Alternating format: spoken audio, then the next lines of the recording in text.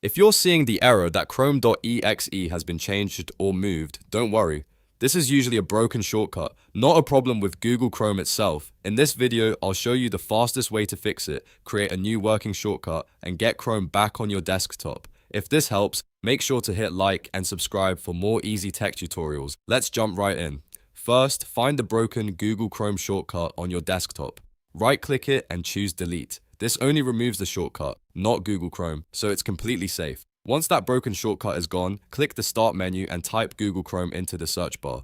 When Google Chrome appears in the results, right-click it and select Open File Location. This will open a folder in File Explorer where the Chrome shortcut is stored. Now, inside that folder, right-click Google Chrome again and choose Open File Location one more time. This is the important step because it takes you to the actual Chrome installation folder where Chrome.exe is located. In that folder, look for Chrome.exe. Right-click Chrome.exe, then hover over into and click Desktop to create shortcut. Windows will instantly create a brand new Chrome shortcut on your desktop, and this one should open properly. If you want, you can now rename it or drag it into place just like any normal desktop icon. And that's it. Your Chrome shortcut should be fixed and working again.